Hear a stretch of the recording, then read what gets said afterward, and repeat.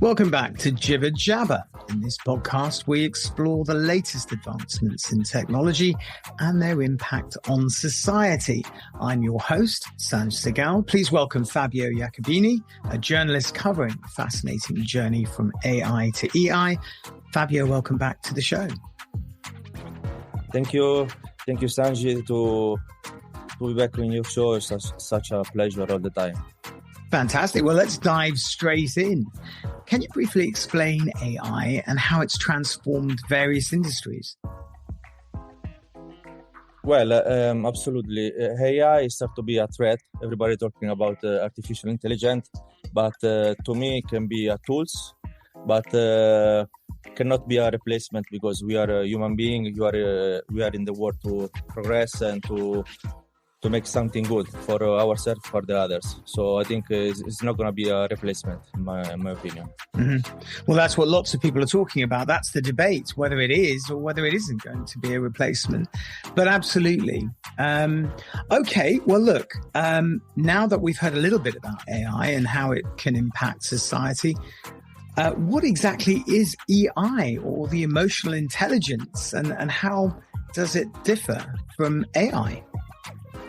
Well, I discovered the first time was 8 years ago. I was doing a research on YouTube, and by Bill George was a CEO Metrodic, the artificial machine for the heart and for the body.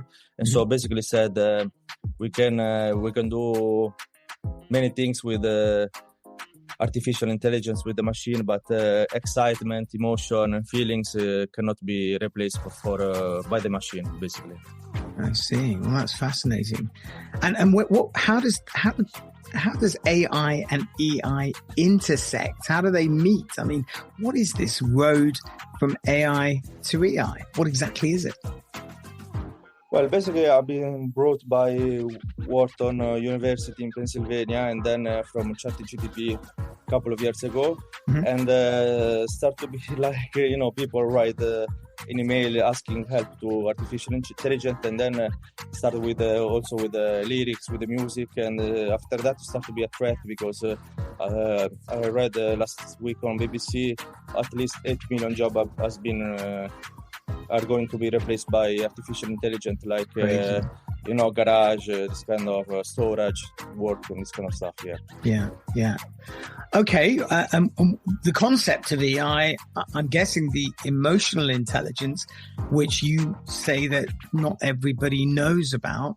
What exactly is that, and how does that sort of affect AI? I mean, this emotional intelligence, are machines going to eventually have feelings, do you think, in the future? Well, yes, in Japan they're already doing it. If you work, if you go to the hotels, bathroom, they say which toilet is available or not, this kind of stuff. And also you can pay 50 pence. You can do also the check for the blood or this kind of stuff. But like I said, they try so many times in hotel, but the people, the guests want to see people excited, experience, people cheering, people moving the plate, the shaking, so all this kind of stuff. And it's going to be tough, but we can manage, in my opinion. Sounds incredibly, just incredible, really, when you think about it. And what are some of these examples of how this integration has happened? I mean, is there any real world scenarios? Is there anything you anticipate? Because everybody's talking about it, how machines are going to take over the world. I read something online about machines having empathy, and to a degree, when we look at things like Siri and Alexa, for example, they're becoming more polite. They're learning. They're evolving. Do you agree with that? Do you think there is some sort of emotional intelligence linked to Google players and linked to Apple and linked, to connecting with humans? They're using a human voice, after all. Well, do you remember when Tesla comes out with Elon Musk? You cannot drive the car, so just sitting as passenger as the plane. But like I said, people want to have experience, and the brain of the man is smarter than AI, in my opinion, because he's able to share experience. Even if the machine are polite, he's not gonna do it. They're not gonna do it. We have to be scared that this kind of job, like for example storage, a manual job in the factory. This is gonna be a big threat. But for the rest, hospitality, and then music, you can imagine, you can write lyrics, you can play also the guitar with the AA. So it's very scary, in my opinion. Yes. Well, companies like Amazon are already incorporating, factories where they're only using robotics and they're not using humans at all. Do you foresee a future where salespeople are replaced by AI and EI, linking together? For example, you'd walk into a shop and you'd have to interact with machines to guide you through a store.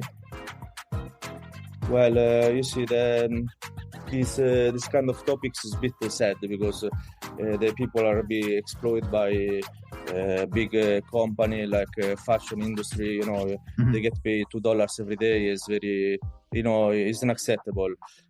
For this, maybe can be, but we need to find a way to help the community, all the environment to step up, because it's going to be a challenge. We need to move on, and especially with the studying formation with the university and this kind of stuff, high school. So because the business doesn't care. The business doesn't care, want to make money as possible, and it's a machine or man, they want to that's an important thing. That's an important. I mean, you talked about work. People working in factories for $2 an hour. That's the real threat, isn't it? That perhaps on some level, if those people lost their jobs, what would they do? Oh, absolutely. Now start to be the 30th anniversary of Ayrton Senna. If you pass by Imola, in Emilia Romagna, close to Bologna, when unfortunately he passed away during the race, said every man deserves at least one opportunity. From the bottom of the world or the richest person deserve at least one opportunity to express himself. That's the thing. Yeah. Well, I mean, those are good examples, and they do showcase the potential of AI with emotional intelligence. What are some of the challenges and concerns associated with this integration of the two, or the two meeting of the EI meeting AI? What are sort of the concerns you have, or the challenges you think may come to fruition? Well, like I said, to me, it's not a threat, but it can be opportunities, like the knife in the kitchen. You can make good food, or you can kill a person. It's the same thing. So my opinion is can be a tools, for example, in the office, in this kind of bureaucracy. For example, in Italy is big thing. You can speed up the service, like email, this kind of stuff. Can be a threat, in my opinion, if it's going to be a replacement. So it's going to be a replacement as people start to get fired, because maybe you work as HR and tomorrow morning you don't have anymore the job. What are you going to do? You're going to do a restaurant, this kind of stuff? I don't think so. So that's it can be a tools. Yes. No, I was going to say, I read an article somewhere that, countries are working on various models that perhaps one day everybody gets paid the same salary, and you get paid a minimum wage. And this could be because they're bracing themselves for AI and being integrated into society, and everyone just gets paid one salary. Have you read that article? Are you concerned about this move where some European countries are already investigating this? The thing is they start to do, like, for example, instead 5 days work, 4 days work with the same salary, because they discover that if the person is happier, if the person is more relaxed, can give a better performance during the work. But the thing is, we have the main company, big pharma, this kind of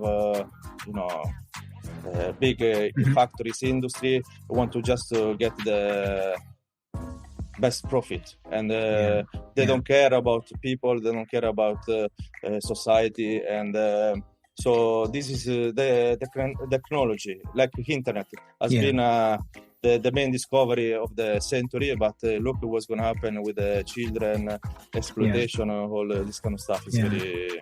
We need to be controlled, law and order, like the judge, law and order, respect the rules, and that's it. This is my opinion. Definitely. Well, look, ethics and inclusivity and are vital considerations. And I'm just curious to know, what do you expect in the coming years? What do you think? I mean, I know that you're a journalist. You've done a bit of research. You're writing some articles. What can we expect in the next few years?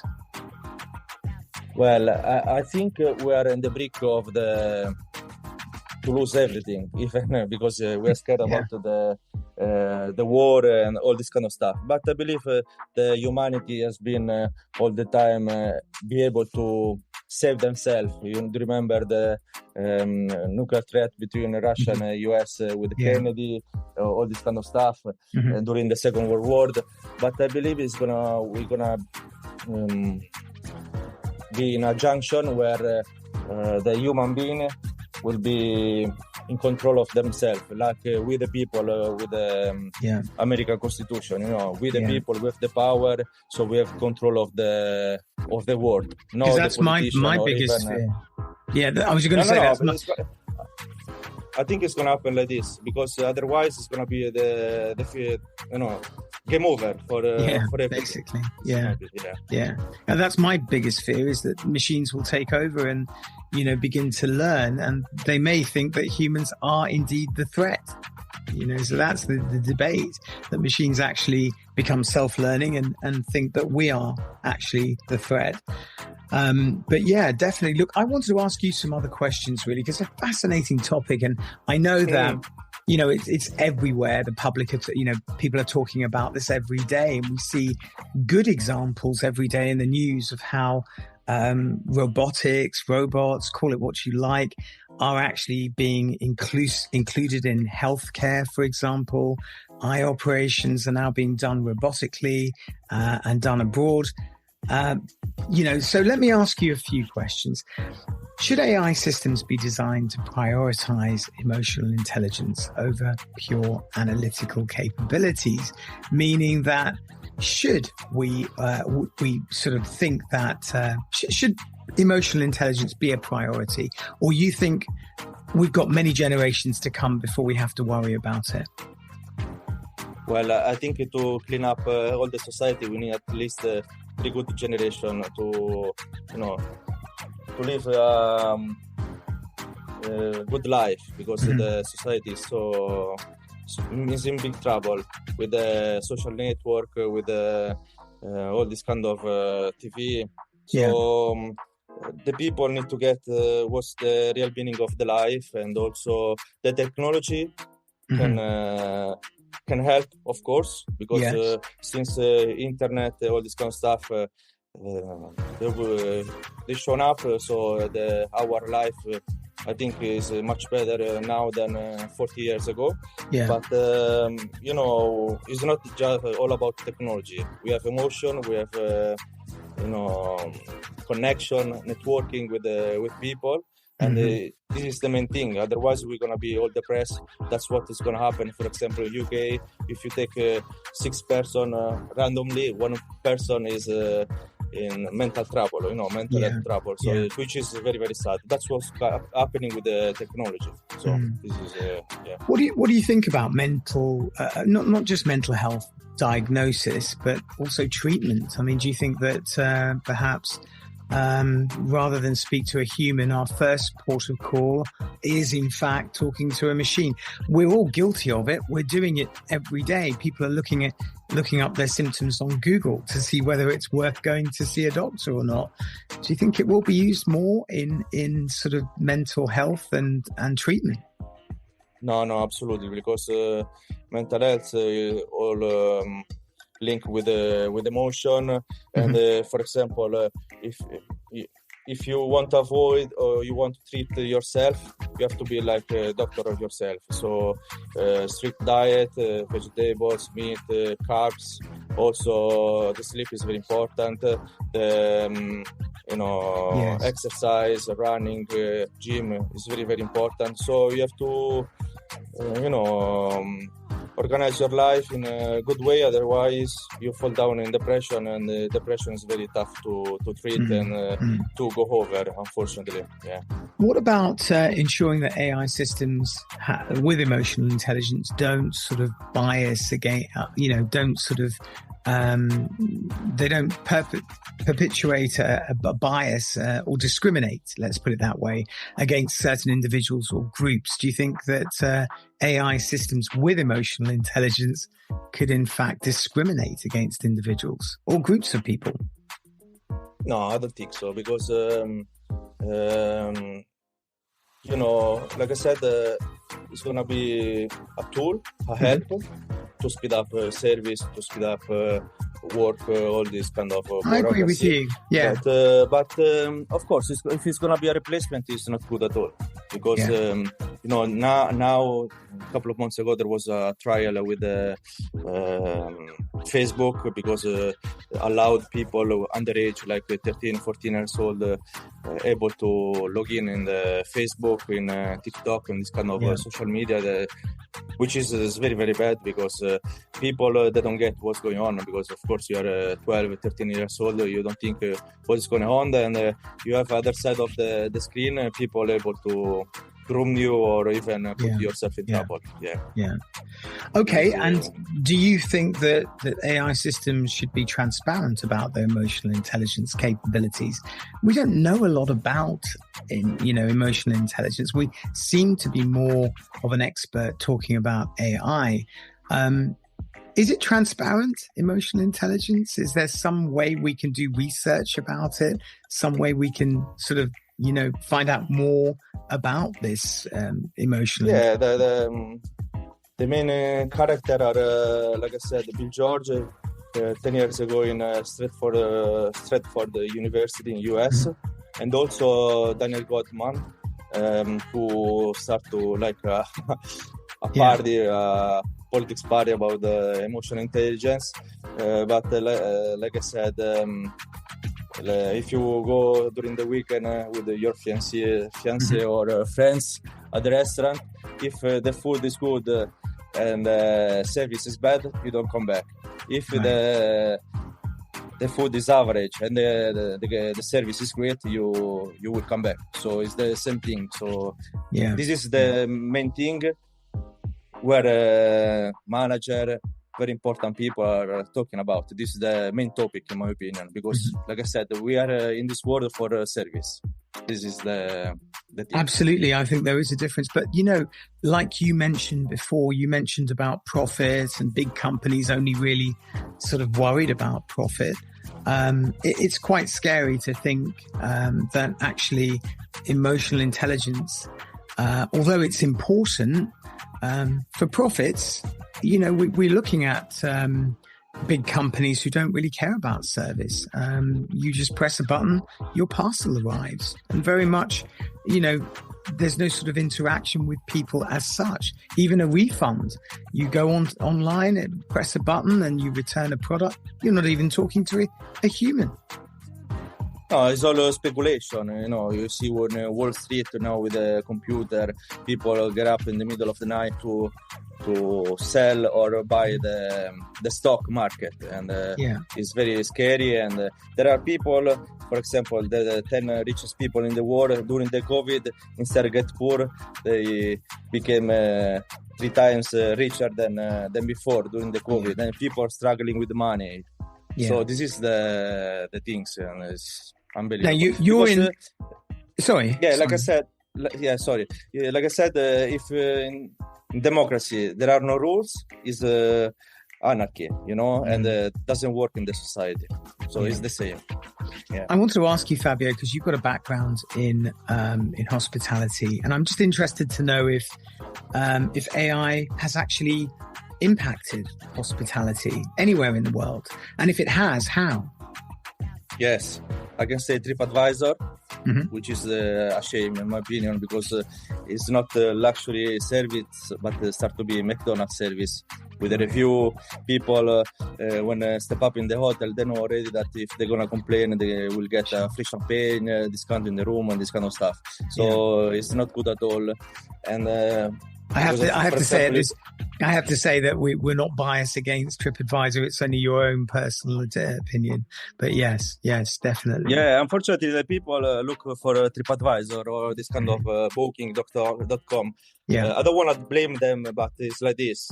Sure. And, It's what you're trying to say is it's automated the system. Yeah, it has automated, and it does impact our decision making. Absolutely. Okay, now you're a journalist. Are you writing about this topic? And if you are, how can people read it?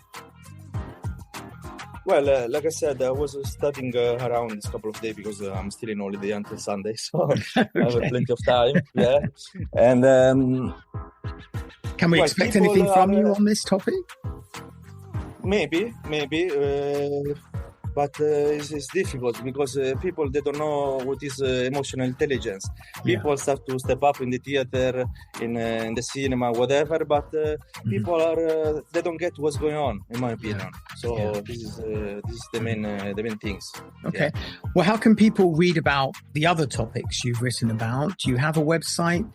Can you tell the audience how to get in contact with you, or at least what your website address is?